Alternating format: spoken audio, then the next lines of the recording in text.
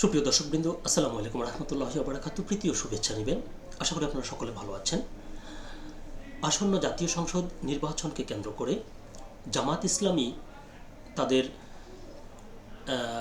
যে এমপি প্রার্থী সেখানে একটি চমক নিয়ে আসছে। বলতে পারেন চমকটি কি? সেটি হচ্ছে খুলনা এক আসন থেকে জামাত ইসলামীর ইতিহাসে এই প্রথম একজন হিন্দু প্রার্থী ঘোষণা করতে যাচ্ছে। তো এ নিয়ে দৈনিক প্রথম আলোতে একটি প্রতিবেদন প্রকাশিত হয়েছে। চলুন দেখে আমরা সেখানে বিস্তারিত কি লিখেছে। খুলনা এক জামায়াতের প্রার্থিতা নিয়ে কৃষ্ণ নন্দী বললেন, দল মোটামুটি নিশ্চিত করেছে, প্রস্তুতি নিচ্ছি। অর্থাৎ সেখানে যে প্রার্থী ঘোষণা করতে যাচ্ছে জামায়াত, তার নাম হচ্ছে কৃষ্ণ নন্দী। তিনি খবরটির বিস্তারিত বলা হয়েছে, হিন্দু অধ্যুষিত খুলনার বটিয়াঘাটা ও দাকব উপজেলা নিয়ে গঠিত খুলনা এক আসনে জামায়াত ইসলামীর প্রার্থী হতে পারেন জেলার ডুমুরিয়া উপজেলা জামায়াতের হিন্দু শাখার সভাপতি কৃষ্ণ নন্দী। জামায়াতের সেক্রেটারি জেনারেল মিয়া গোলাম পরোয়ারের ঘনিষ্ঠ হিসেবে পরিচিত এই নেতার প্রার্থিতা নিয়ে ইতিমধ্যে এলাকায় আলোচনা চলছে।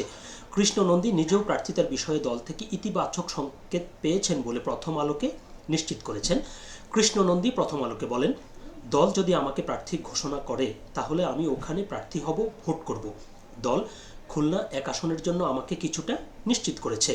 সেটা এখন আমার মুখ দিয়ে শোনা ঠিক হবে না। দলের সিগন্যাল না পেলে তো মানুষ বলতো না। অর্থাৎ তিনি সরাসরি নিজে বিস্তারিত বলতে চাচ্ছেন না, যেহেতু দলের নিয়ম কানুন রয়েছে। তার ইচ্ছা যে দলের পক্ষ থেকে ওটি ঘোষণা করা হবে। তারপরও তিনি আকারে ইঙ্গিতে একটু কথা বলছেন আর কি। এক প্রশ্নের জবাবে তিনি বলেন, দল আমাকে মোটামুটি নিশ্চিত করেছে, আমি প্রস্তুতি নিচ্ছি।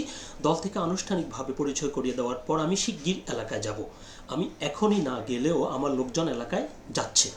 অর্থাৎ তিনি বলছেন যে এই যে দল থেকে তাকে যে গ্রিন সিগন্যাল দেওয়া হয়েছে, এর প্রেক্ষিতে তার লোকজন এলাকায় অলরেডি প্রচারণা চালাচ্ছেন। ব্যবসায়ী কৃষ্ণ নন্দীর গ্রামের বাড়ি ডুমুরিয়া উপজেলার চুকনগরে। ডুমুরিয়া ও ফুলতলা উপজেলা নিয়ে গঠিত খুলনা ৫ আসনে জামায়াতের প্রার্থী দলের সেক্রেটারি জেনারেল মিয়া গোলাম ফরওয়ার। অর্থাৎ দলের যে প্রভাবশালী নেতার কথা বলা হচ্ছে, তার আসনটি হচ্ছে ওই খুলনার ৫ নং যে আসন, সেখানে এক বছর ধরে ডুমুরিয়া ও ফুলতলায় গোলাম ফরওয়ারের বিভিন্ন রাজনৈতিক সমাবেশে কৃষ্ণ নন্দীকে দেখা গেছে। তার নেতৃত্বে প্রতিটি সমাবেশেই সনাতন ধর্মাবলম্বী নারী পুরুষের সরব উপস্থিতি ছিল। ২০০৩ সালে জামায়াতে যোগ দেওয়া কৃষ্ণ নন্দী ডুমুরিয়া উপজেলা জামায়াতের হিন্দু শাখার সভাপতি। অর্থাৎ কৃষ্ণ নন্দী ২০০৩ সালে জামায়াত ইসলামীতে যোগ দিয়েছিলেন এবং তিনি ডুমুরিয়া উপজেলা জামায়াতের হিন্দু শাখার সভাপতি।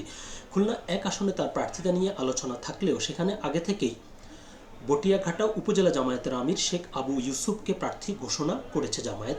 অর্থাৎ জামায়াত সারা দেশব্যাপী তাদের যে প্রার্থীতা ঘোষণা করেছে, সেখানে কিন্তু ওই খুলনা এক আসনে জামায়াতের প্রার্থী কিন্তু অলরেডি ঘোষণা করা আছে। জানতে চাইলে জামায়াতের কেন্দ্রীয় মজলিসে শুরা সদস্য ও খুলনা জেলার সেক্রেটারি মুন্সি মিজানুর রহমান প্রথম আলোকে বলেন, আমরা কেন্দ্র থেকে আগে প্রার্থী ঘোষণা করেছি, তবে কথা রয়েছে পরবর্তী পর্যায়ে আমরা প্রার্থী পরিবর্তন করতে পারবো। এই মাসের ১৫ থেকে ১৬ তারিখের দিকে সিদ্ধান্ত হয়েছে যে কিছু এলাকায় আমরা হিন্দু, বৌদ্ধ, খ্রিস্টান ও উপজাতি প্রার্থী দেব। সেই আলোকে কিছু কথাবার্তা চলছে। এখন যেটা শুনছেন সেটা চূড়ান্ত কোনো রিপোর্ট নয়। প্রার্থী চূড়ান্তের রিপোর্টটা কিছুদিনের মধ্যে পাওয়া যাবে। অর্থাৎ তিনি একটা বিষয় পরিষ্কার করেছেন যে দলের হাইকমান্ডেই একটা বিষয় সিদ্ধান্ত হয়েছে, সেটি হচ্ছে যে আপনার দেশের বিভিন্ন জায়গায় সংখ্যালঘু অধ্যুষিত যে এলাকাগুলো রয়েছে, সেখানে যে এলাকায় যে ধর্মের লোকের আধিক্যের পরিমাণ বেশি, সেই এলাকায় ওইভাবে সংখ্যালঘু প্রার্থী তারা করবেন।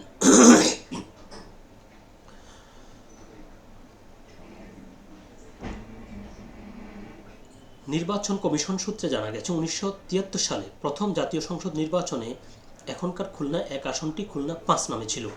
প্রথম এমপি হন কুবের চন্দ্র বিশ্বাস। দ্বিতীয় সংসদ নির্বাচনে জয় পান প্রফুল্ল কুমার শীল।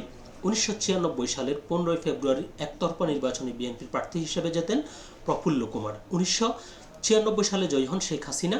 পরে তিনি আসনটি ছেড়ে দিলে উপনির্বাচনে আওয়ামী লীগের মনোনয়ন পান শেখ হারুনুর রশিদ, কিন্তু সংখ্যালঘু প্রার্থী পঞ্চানন বিশ্বাসের কাছে হেরে যান, যদিও পঞ্চানন বিশ্বাস আওয়ামী লীগের এমপি হিসেবে শপথ নেন। 2001 সালে আবার জয়ী হন পঞ্চানন বিশ্বাস। 2008 সালে নির্বাচনে জয়ী হন আওয়ামী লীগের ননী গোপাল মণ্ডল। 2014 ও 2018 সালে আওয়ামী লীগের প্রার্থী হিসেবে আবার এমপি হন পঞ্চানন বিশ্বাস। 2024 সালে জয়ী হন ননী গোপাল মণ্ডল। সব মিলিয়ে আসনটিতে সবসময় সংখ্যালঘু প্রার্থী এমপি হয়েছেন। অর্থাৎ জামায়াত যে ওই আসন থেকে একজন সংখ্যালঘুকে প্রার্থী করছেন, এটার মূল হিসাবটা কিন্তু হচ্ছে যে ওই আসন থেকে সংখ্যালঘু যে প্রার্থী, যে দল থেকে সংখ্যালঘু প্রার্থী এই ঘোষণা করা হয়, তিনি ওই অঞ্চল থেকে, ওই এলাকা থেকে এমপি নির্বাচিত হন, যেহেতু এটি একটি সংখ্যালঘু প্রধান এলাকা। তো এটি ছিল এ পর্যন্তই। আপনারা সকলে ভালো থাকবেন, সুস্থ থাকবেন। আল্লাহ হাফেজ।